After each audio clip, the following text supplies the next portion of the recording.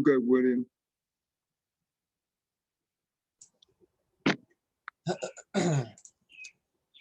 Namo Fundamental Teacher Shakyamuni Buddha. Namo Fundamental Teacher Shakyamuni Buddha. Namo Fundamental Teacher Shakyamuni Buddha.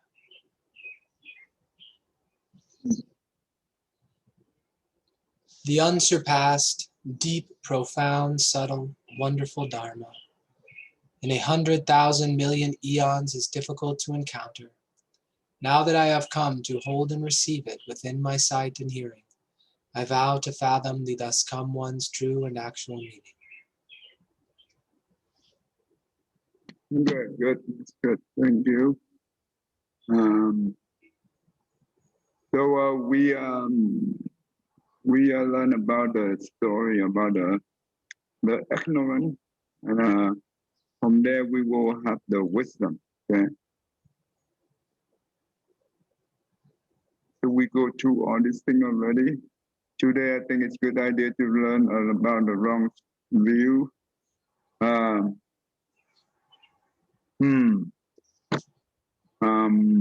Okay, that's a good idea for this one too. Okay. So last time we learned about regarding abortion in the U.S., right? William, can you go ahead and read this one more time, and we can go to the model? Yes. Regarding abortion in the U.S., in 2017, there were 862,320 abortions. 13.6 women in 1,000 women aged 15 to 44 years old. Usually, the aborted fetus will not follow the 49-day period of the Bardo body. Before the fetus dies, there will be great resentment towards the mother. The spirit of the fetus will be extremely difficult to be liberated. This was due to lacking understanding or belief in the law of cause and effect, or in the law of karma. Good. All right. That's a lot, right? Don't you think? Yeah, almost 1 million. That is a lot. You never know about this? No, I figured the number was pretty high. I didn't know how high it was, but for many people, abortion is not really seen to be like a big deal, you know? They figure it's for them, they think it's a worse deal to, like, you know, carry the baby and give it not a good life. In their mind. Yeah. So it's, I think, unfortunately, yeah, I'm not surprised, unfortunately. Yep. 1,000 women from 15 to 44, 13.6 women it's aborted, defeated. That's a really big number. Only in US.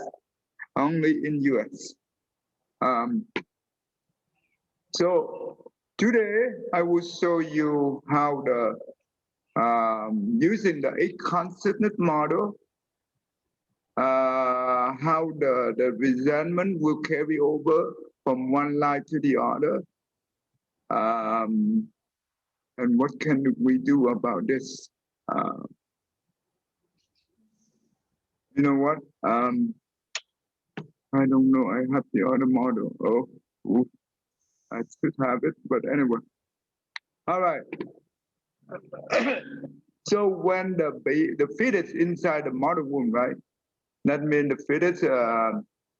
We're talking about 38-week development, but let's say somewhere around.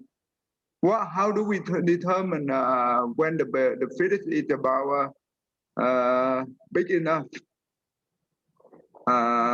William. Big enough for being born? Yeah. No. I mean that means we talking about to consider the life, right? Don't you think?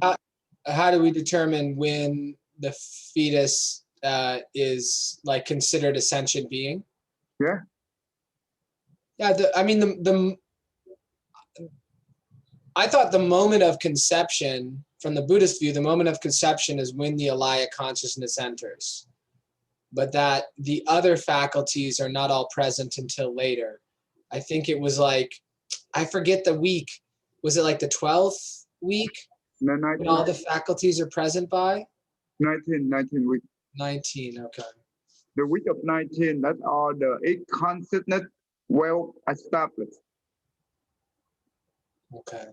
Okay. But in the medical field, what do you think?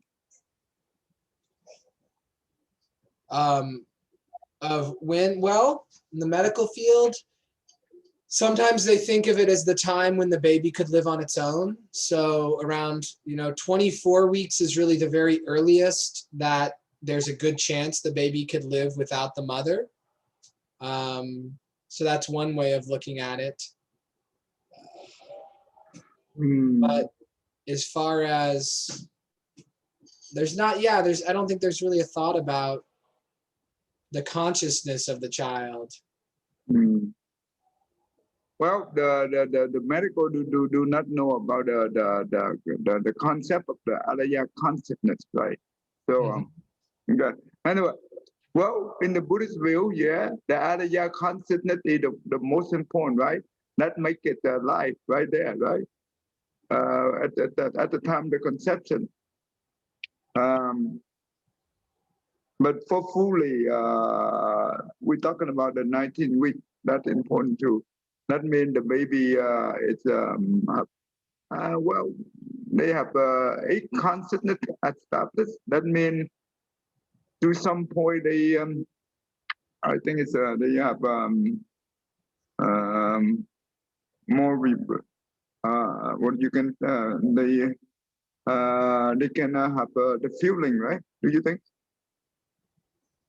By 18 weeks, a feeling, yeah. I mean, I wouldn't be surprised if there was feeling present at that stage. So let's say that the baby, the fetus inside the mother womb, right? So let's say the mom is going to abort, right? When the mom have the decision to make, well, this is a very tough decision for the mom to make. I don't think any mom want to do this. This is the last resource she have to do it, right? Don't you think? I think there are some people that it's not that big of a deal to them. I think there are some who are just don't view it as a baby. They view it as something else, and they don't necessarily have a big problem with it. But I do think there are many who it is a very difficult decision, and that they don't take it lightly. Yeah, they don't take it lightly, even though well, when they make the decision, that means the intention is the most important. Well, karma comes from the intention. So when the mom intention about the fetus, that is the time the mom create what do you call the negative karmic affinity with the fetus. Don't you agree? Yes. And that kind of negative karmic affinity, it will be, let's say that the baby been aborted, right? The baby come out with the resentment, don't you think? The resentment. They holding the energy of the resentment. Even though the baby cannot say, cannot do anything, but the energy of resentment is there. Don't you agree? Do you think that happened? Yes. So the energy of resentment that represents for the negative karmic affinity between the mom and the baby. And that karmic, that negative karmic affinity, okay, you know what? The baby will follow the mom wherever she go, right? Because the only thing the baby knows is the mom. That is the person that she attached to it.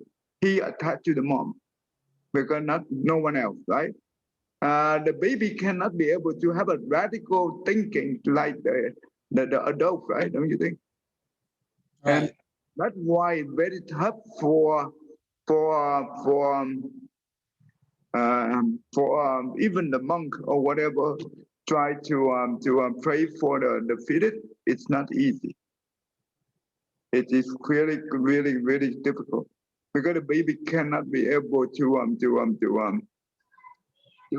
rationalize. But how do we explain this even in the adult? Don't you think adult also sometimes have this kind of a situation? Don't you think?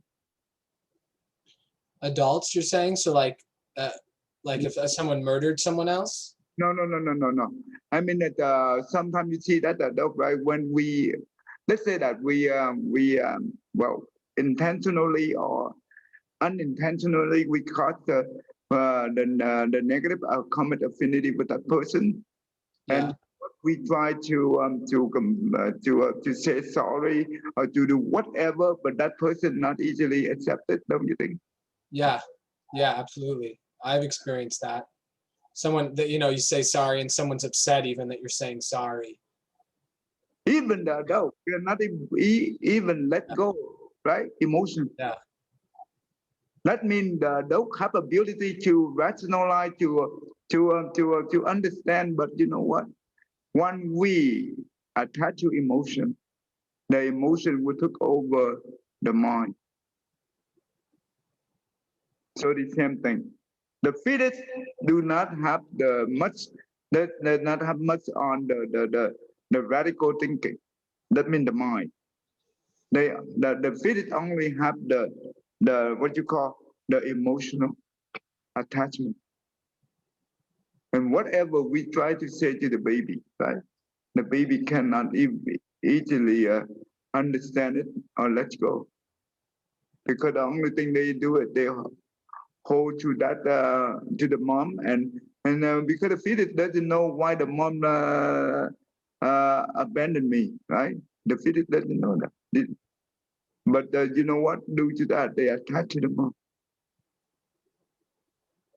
And you know what? They follow the mom. Whenever the mom have maybe another pregnant, that is the baby come in and to be the child. What happened if this baby? That means they were aborted, fetus, become the second child for the mom and successfully come out. What do you think about the behavior of the baby? Well, the baby would probably make the mom's life very difficult. Mm-hmm. Rebellion. Very rebellion due to the negative comment affinity we pray. Tell me, does it make sense to you? Tell me. Yes, that makes sense. How often does it happen that the second child will be the same one that was aborted? Does that happen often, or do you know? I do not have a spiritual eye to answer you that. Thanks. If I give you the number, that is not true. So well, the chance will be high, but I don't know how high. But if they hopefully the baby can be able to let go and they can find another more parent to go into it. But we don't know. We don't know. It's very tough. Only the one who have attended the Arahat or equivalent level, they be able to see those things. We do not.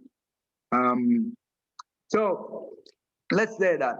So when the mom, right, have the intention to abort the fetus, that means her, well, the action will come from, we're talking about the body, I guess. Allow the doctor to go through her body and do that. Well,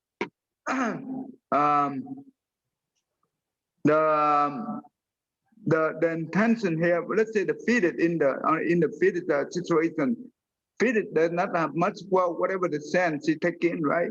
Most of likely the resentment. The resentment will go to the mana consciousness, right? But the mana consciousness, nothing else, it's just emotion. because that's why we have the another name for the manic constant, emotional affliction. That is the strong attachment due to the resentment. She take it in. She take it in the resentment and put inside her consciousness, alaya consciousness. The more resentment will be stored in the alaya consciousness, become very powerful.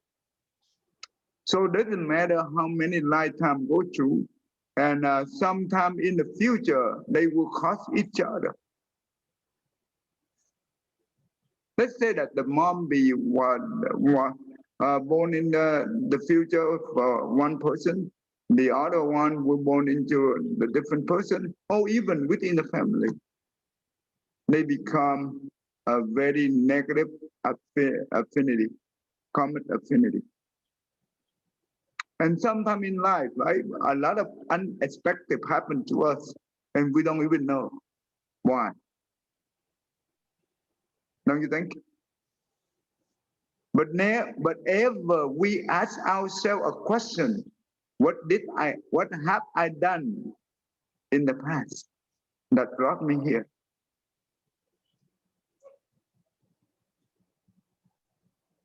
Because nothing in this universe, nothing happened by itself.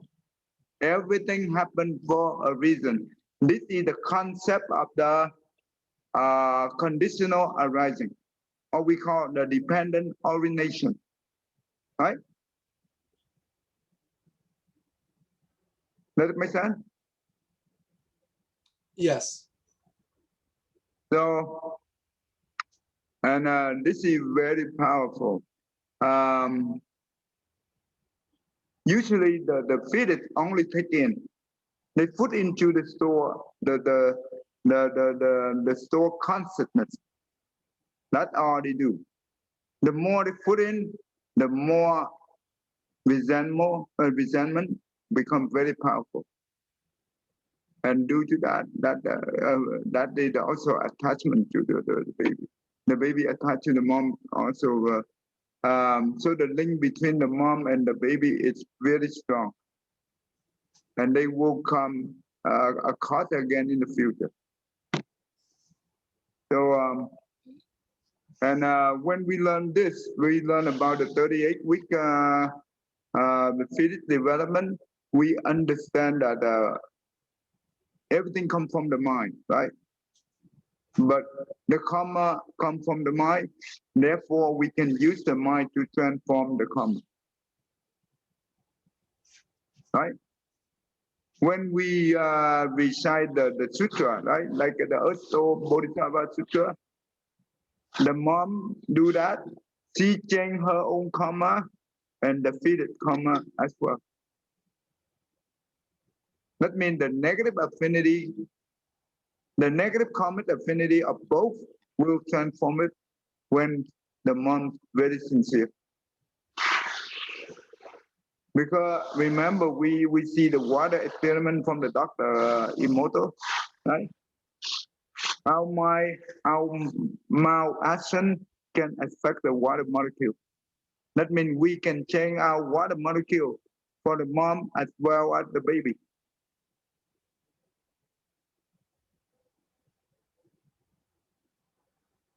Right? So, but luckily that we have the method to help the mom who, whatever the case, that the baby come out with the ultrasound. If the doctor say that the baby is not normal, and we have a way to do it, we can help the mom and the fetus. I show you I tell you the story about the mom who had 3 times surgery, right? About the baby. She had 3 what surgery?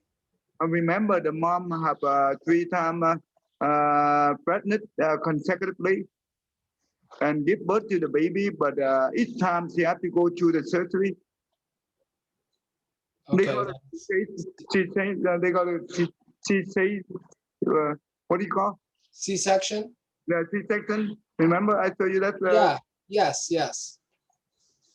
And because the mom is so sincere, right? And the husband as well. Therefore, both mom and the baby come out very well. And the baby easily ride. They can easily ride the baby. And the baby is very well behaved. So that's important, right? Okay. So any questions for that before we move on to this? I have a question. Yeah. So would the same concept somewhat be true about miscarriages also? That if a child is miscarried, then they would probably cling to the mother also.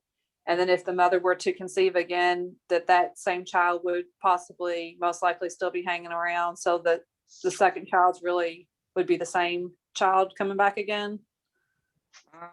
That concept is very similar, but what is the difference between this case and the aborted? Well, they're extremely different, of course. I mean, huge differences, because one, the mother is, killing the child, and the other one is just an accident where the Right. body couldn't handle the pregnancy. So it's completely different. But as far as just the similarity is in the child clinging to the mother at that point. Right, you are correct. So basically, well, similar in the way the baby is still attached to the mom, but the baby do not have the resentment much. Give me 1 second. Hello, one second.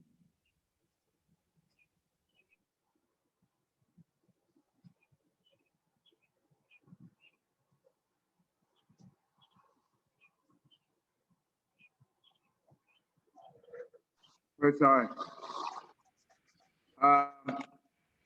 So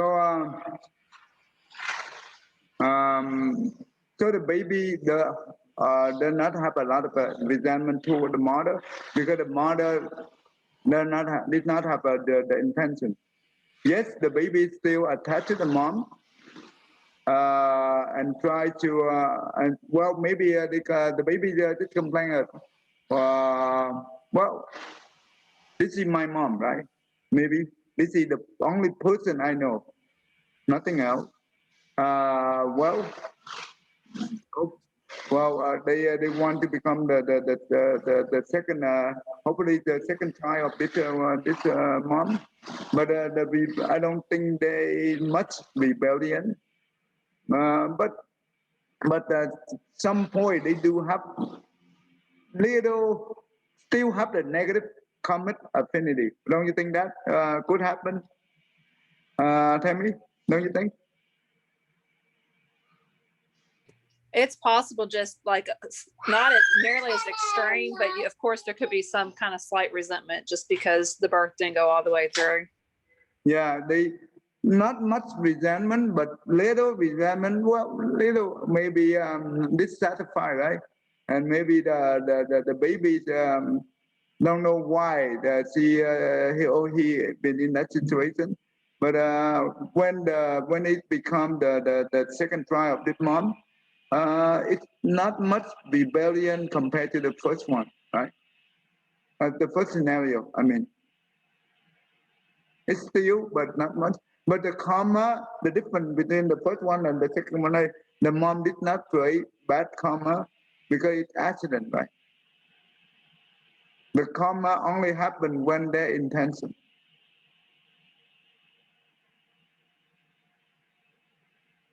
But it doesn't mean that she will completely out of the loop. No, she's still in the karma concept.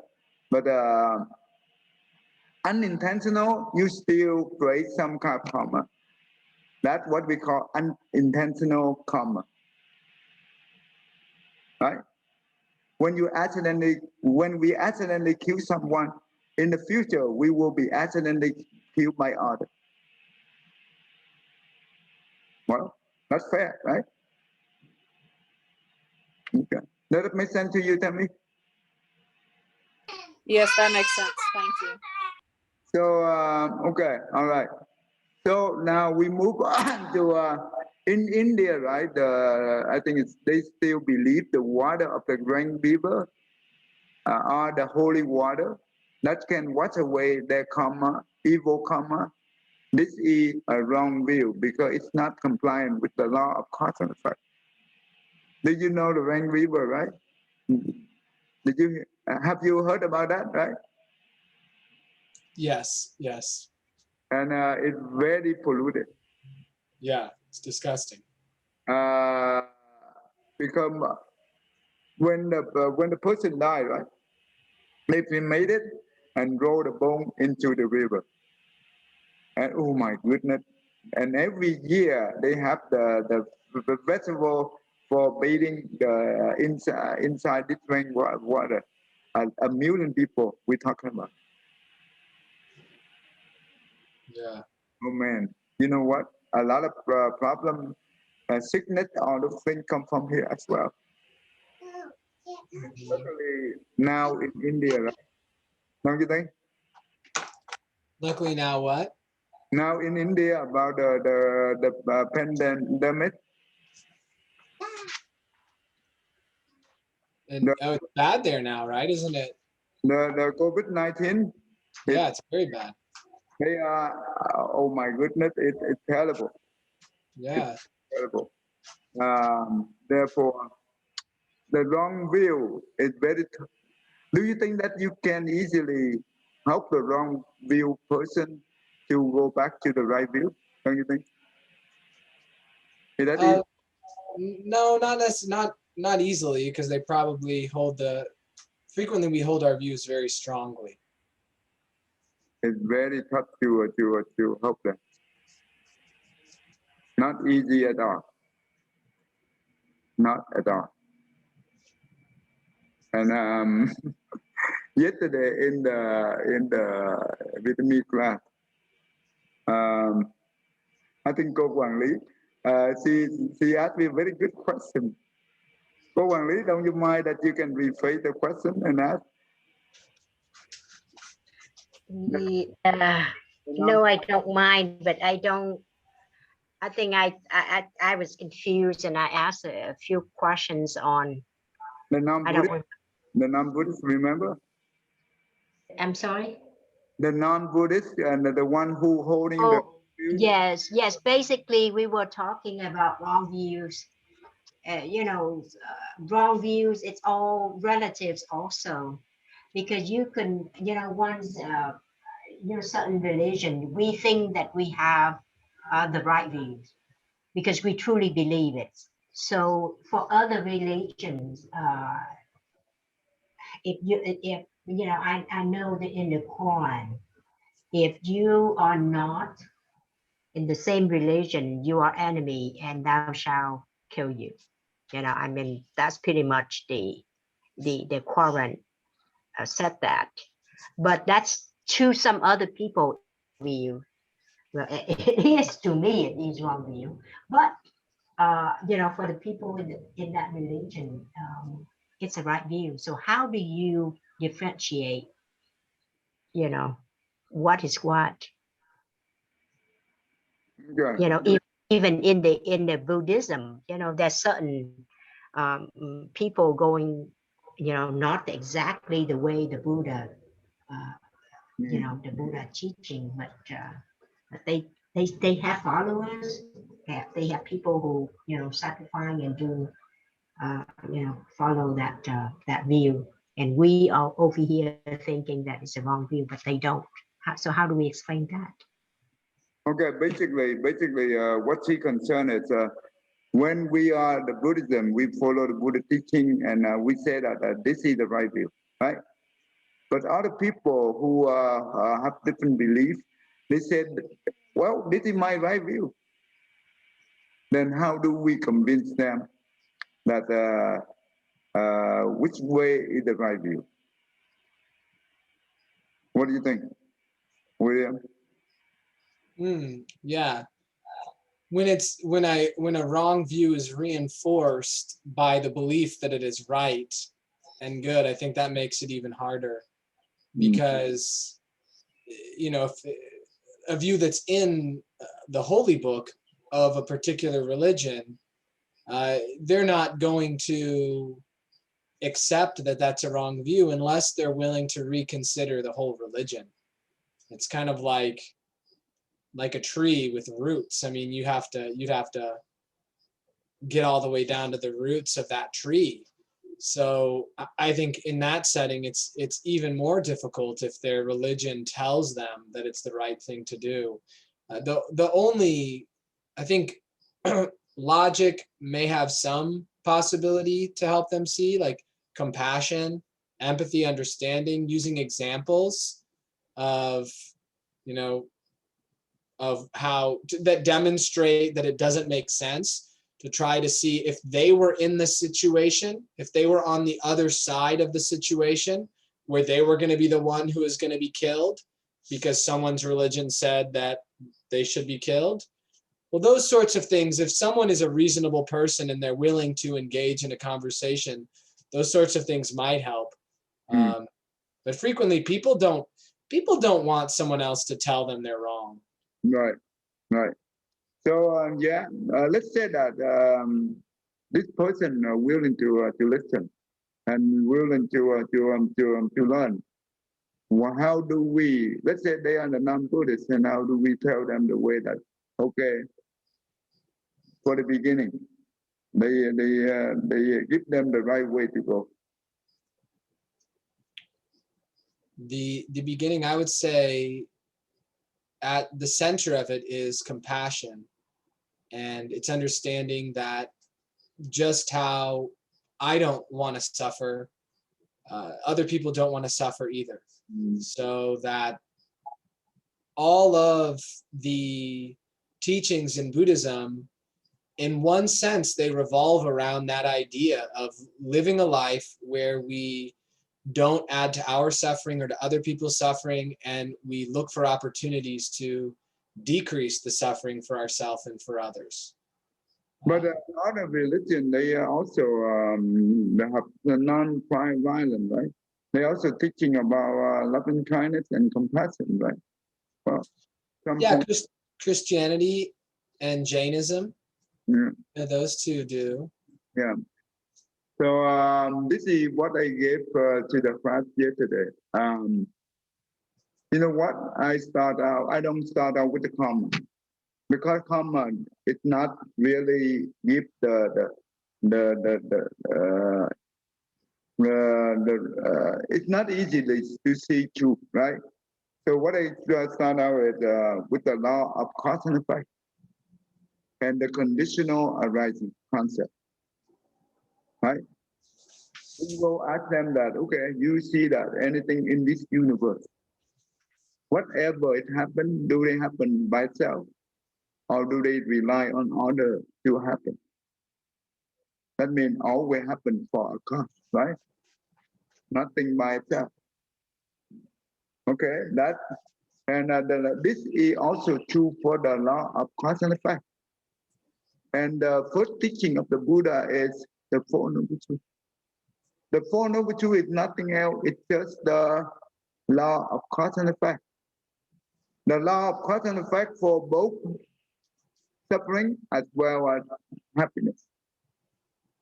Okay?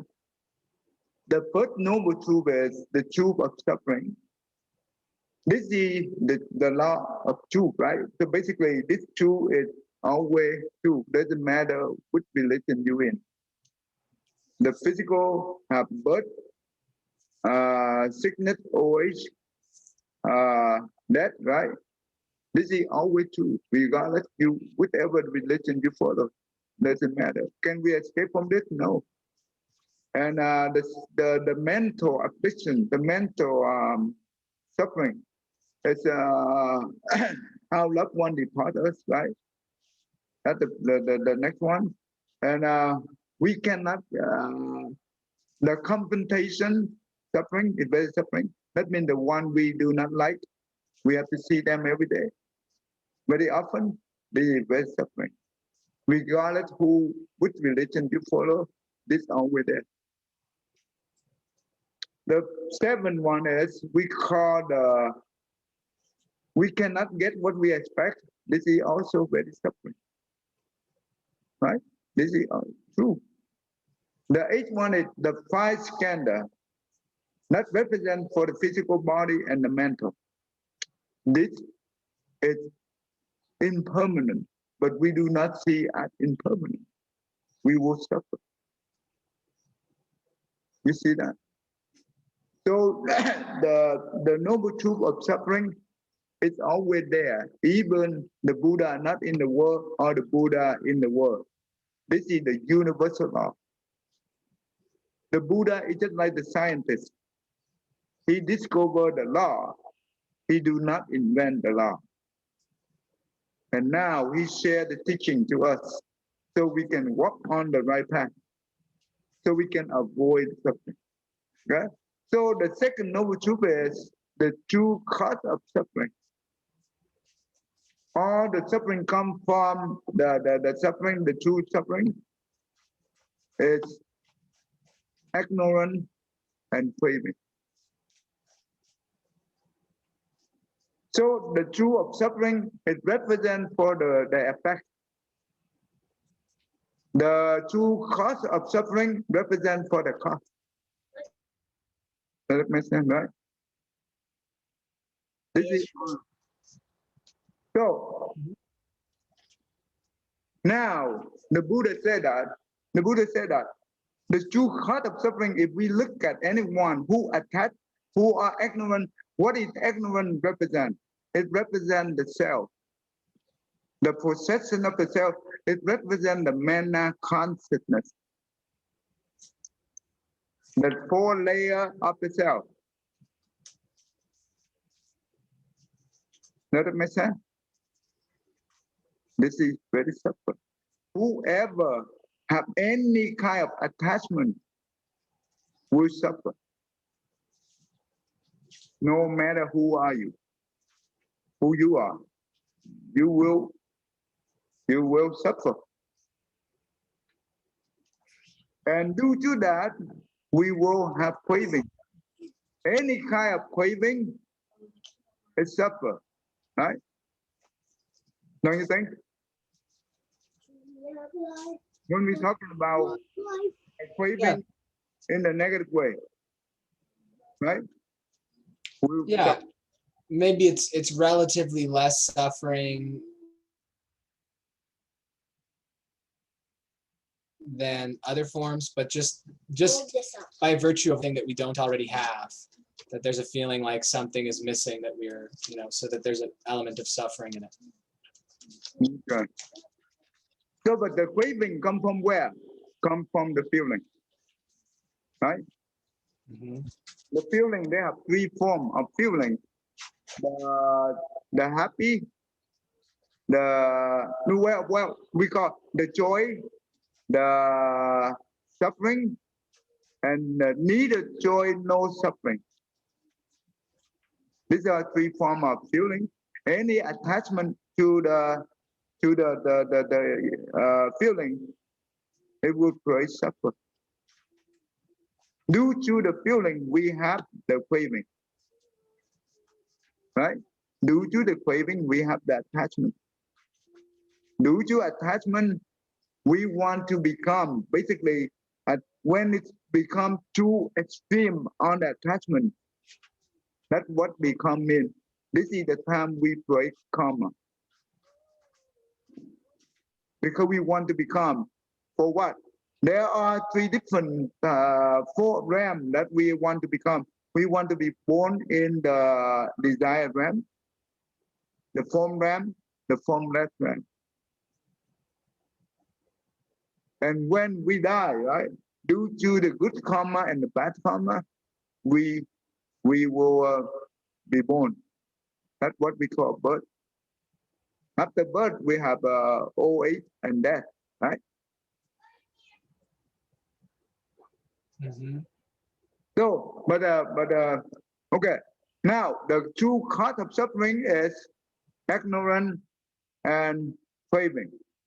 Okay. The third one is we call the truth of end suffering, right? Every suffering they have an end to it. How do we end the suffering? Basically, we remove the ignorance. That means we learn the Buddha teaching. That's how we gain the wisdom. We learn the truth. Therefore, we have wisdom. And therefore, we also remove the craving. Then what else you have left is happiness. This is what we call the ultimate happiness. In Buddhism, we call nirvana. Does it make sense? Tell me, does it make sense to you? Yes, that makes sense. Okay. The third one is called the ending of suffering, the truth of ending suffering. The fourth one is the path leading to ending of suffering. That means the third one, the end of suffering, represents for the result. That means the effect. In the law of cause and effect, that is the effect in that law.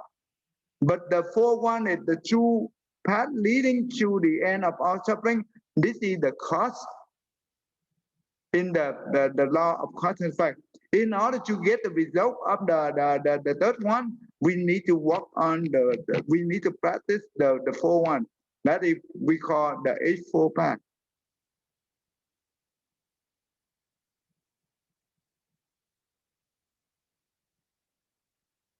That. So when we have a problem, we want to fix our problem right away.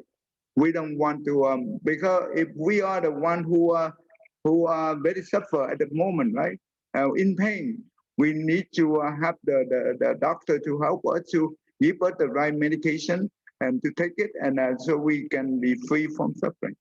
So basically, the Four Noble Truths is just like the doctor, the Buddha is just like the doctor who described the right medication for us, nothing else.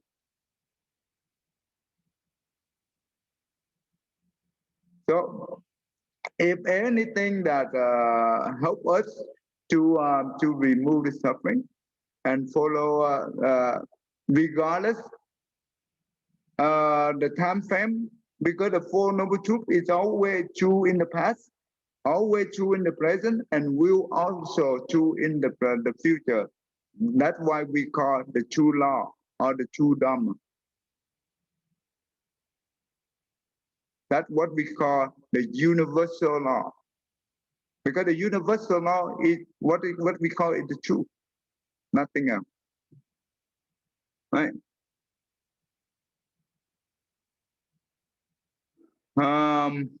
Anything else? Okay, before we move on to the next one, any question you want to ask? I will show you the short sutra relate to the wrong view. We already learned about the wrong view a lot, right? Oh, I forgot. Yesterday, I also said if we whatever we do, right, at the current at the present time, we always point the finger to the that is due to our past karma. Well, that means even though we kill someone because of our past karma, no, this is not compliant with the law of cause and effect, right? Because the law of cause and effect in Buddhism is three components: the cause, the condition, and the effect. The bad cause does not mean bring you the bad result.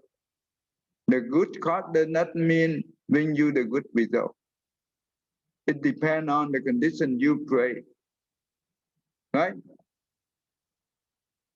If the student if the person who born at the poor family, in the poor family, due to the bad cause they have in the past, but doesn't mean that he will be always poor for the rest of his life, no. But if he working hard, he study hard, right? He will become the good, very successful. to become a doctor or engineering or whatever, right? Bad cause plus the good condition equal to good effect. Vice versa, the same concept. If the person be born into the good family, the wealthy family, that means good cause. But he did not strive for education, well, he will drop out, right? And he will become useless. So good cause plus bad condition equal to the bad result. So nothing is absolute in Buddhism. Everything is just relative to the condition. So we cannot just complain our past karma. No. And if someone say that God is the creator, that create everything for us. And this is not comply with the law of cause and effect. Does it make sense? Because cause, condition, and the effect. And if the one who have the wrong view about no cause, no effect, well, this is even worse, right? We learned about this thing already in the past. Remember? I just bring back so you remember. These are the wrong view. Now, today I will introduce you another sutra that is related to the wrong view, and we will also learn the right view from there.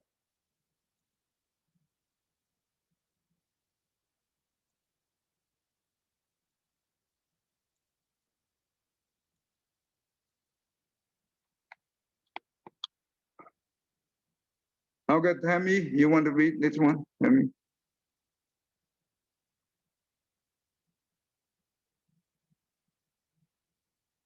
Hello, Tammy? Yeah, I'll pass right now. Okay, okay.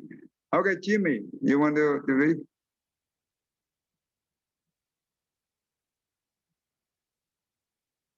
Yeah. All right. Thăng Thiện, go ahead, Thăng Thiện.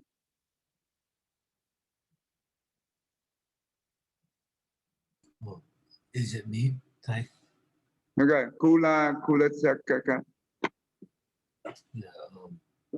Kula Sakaka Sutra, the shorter discourse to Sakaka. I have heard that on one occasion, the Blessed One was staying near Vasali at the Gablad Hall in the Great Forest. And on that occasion, Sakaka, the Niganta son, would dwell in Vasali, a debater, sophist, well regarded by people at large. He made this statement before the assembly in Vasali: I see no contemplative or Brahmin, the head of an order, the head of a group, or even one who claimed to be an arhat, the rightly self-awakened, who engaged in debate with me, would not shiver, quiver, shake, and break out in sweat under the armpit. If I were to engage in a senseless stumbling debate, it engaged me with me in debate, would shiver, quiver, and shake, and say nothing of a human being. So what do you think about this passage? What he's saying is at at the at the Sally, there is a person named Saka Danigata-san, and he is a debate, and he's looking for someone that he wants to debate. He would rather debate someone who is not silver, quiver, and shake and say nothing. He would rather talk to someone who is smart, clever. It would be easy for him to debate and see whether this person can say a great thing so that he can debate. This is how I understand. So Saka, that means he thinks that no one can be able to debate with him. If even the one who attend the Arahat or the one who ride this awaken, he said that when they debate with me, they would be silver and weaver, shaking, right? Wow, man, this person is very, what do you call, egocentric, very egocentric. Um, uh, okay, John, you want to go? Is that on then early? Yeah. Then early in the morning, then Asaji adjusted his underrobe and carrying his bowl and robes, went to Fazali for alms. Sakaka, the Naganta son, walking and wandering around Fazali to exercise his legs, saw Vin. Asanji coming from afar. On seeing him, he went up to him and exchanged courteous greetings with him. After an exchange of friendly greetings and courtesies, he stood to one side. As he was standing there, he said to him, Master Saji, how does Gautama the contemplative discipline his disciples? Or what part of his instruction is generally presented to his disciples? Okay, go ahead. We can continue on this one, I think. I give Sana, the blessed one, that disciplines his disciple in this way. The part of the blessed one's instruction is generally presented to his disciples. Form is inconstant. Feeling is inconstant. Perception is inconstant. Fabrication is inconstant. Consciousness is inconstant. Form is not self. Feeling is not self. Perception is not self. Fabrications are not self. Consciousness is not self. All fabrications are inconstant. All phenomena are not self. Active sana is this way in which the blessed one disciplines his disciples. This part, the blessed one's instruction, is generally presented to his disciples. Okay, good. What do you understand from this part right here? When I read the first paragraph, so like, was it Kamo Asaji? Like, wait, I think it was then like here's like, how does he like disciplines his disciple? Mm-hmm. And by asking, so like the busman's like instruction, he told us about like part of, like the busman's instruction that was like presented to his disciple. Okay. See, Okay. Hmm. William, what do you think about this thing?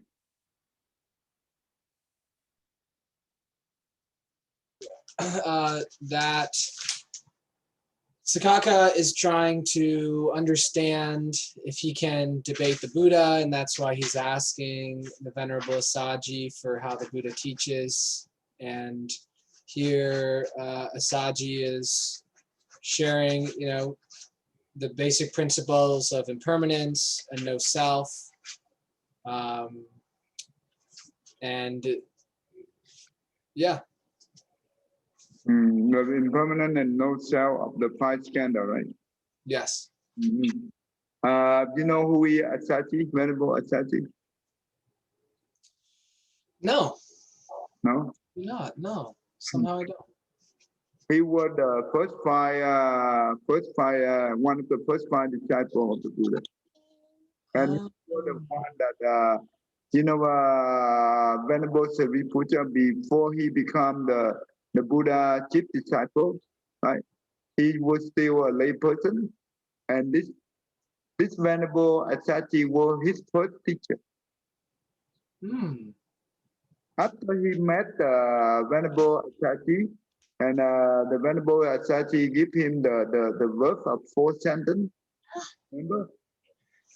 all the phenomenon, no, all the existence due to the conditional arising, right? All the conditional, no, all the existence, all the extinction also due to the conditional arising. Right. So that is the Buddha teaching. Put that back up, please. Does that make sense to you? So Everything, all of wisdom is due to conditional arising. All of extinction is due to conditional arising. no, all exist due to the conditional arising, right? All what? All the existence, Existence. Okay, yeah. right? Everything that you see that will become existent, right? Due Yeah. to the conditional arising. Got it. Okay. If any extinction, right? Because existence will come and go, right? Mm-hmm. That's what we call extinction. Every extinction also due to conditional arising, right? Mm-hmm. This is the law of impermanence. Okay. Therefore, he first heard about this, and he be able to attend the first stage of Arahant. We call it stream enter. And that means from then on, he always respect Venerable Assaji as the first teacher, even though the Buddha help him to become the full enlightenment. But he still pay respect to first teacher always. That is his trait. Okay. Okay. Before I think it's quickly we can go here. All right. Go on, Lee. You want to read this? Yes, Thầy. What a bad thing to hear. We have heard Master Asaji. When we have heard that Gautama, the contemplative, teaches this sort of thing, perhaps sooner or later we might go to meet Gautama, the contemplative. Perhaps there might be some discussion. Perhaps we might pry him away from that evil viewpoint. Keep going. You want me to? Okay. Now, on that occasion, 500 Lichavis had gathered at the meeting hall on some business or other. So Sakaka, the Niganta's son, went to those Lichavis and on arrival said to them, "Come out, look, Lichavis. Come out, look, Lichavis. Today will be my discussion with Gautama, the contemplative. If he takes a position with me that was taken with me by his famous disciple, the monk named Asaji, then just as a strong man seizing long hair ram by the hair would drag him to and drag him fro and drag him all around. In the same way, I, statement by statement, will drag Gautama the contemplative around to and drag him fro and drag him all around, just as a strong distillery worker throwing a large distillery strainer into a deep water tank and grabbing it by the corners would drag it to and drag it from and drag it all around. In the same way, I, statement by statement, will drag Gautama the contemplative to and drag him fro and drag him to all around, just as the strong distillery ruffian grabbing a horsehair strainer by the corners would shake it down and shake it out and thump it. In the same way, I, statement by statement, will shake Gautama the contemplative down and shake him out and thump him, just as 60-year-old elephant plunging into a deep pond would amuse itself playing the game of hand washing. In the same way, I will amuse myself playing the game of hand washing Gautama the contemplative, as it were. Come on now, look, good Dichavis. Come on now, good Dichavis. Today will be my discussion with Gautama the contemplative. Well, it sounds like a lot of threats. Look. Okay. So what do you think? What do you try to say here? He's trying to put the Buddha down by his own words, trying to show up to other people. He try to write the Buddha up and down around, Right. right? Right. Like, Right. you play with the toy. Right. Right. A lot of threats. Oh, okay, that's wonderful. Okay, William, go ahead and do this, and then we will start after this. Okay. Then some of the Lichavis said, "Who is Gautama the contemplative, that he will refute the statement of Sakaka the Nagantha son? It's Sakaka the Nagantha son who will refute the statement of Gautama the contemplative." Some of the Lichavis said, "Who is Sakaka the Nagantha son, that he will refute the statement of Gautama the contemplative? It is Gautama the contemplative who will refute the statement of Sakaka the Nagantha son." So Sakaka the Nagantha son, surrounded by 500 Lichavis, went to the gabled hall in the great forest. Now, on that occasion, a large number of monks were doing walking meditation in the open air. So Sakaka the Nagantha son went up to the monks and said, "Where, masters, is Master Gautama now? We want to see Master Gautama." The Blessed One, Agivasana, having plunged into the great forest, is sitting under a certain tree for the day's abiding. Then Sakaka the Nagantha son, together with a large group of Lichavis, plunged into the great forest and went to the Blessed One. On arrival, he exchanged courteous greetings with the Blessed One. After an exchange of friendly greetings and courtesies, he sat to one side. Some of the Lichavis, having bowed down to the Blessed One, sat to one side.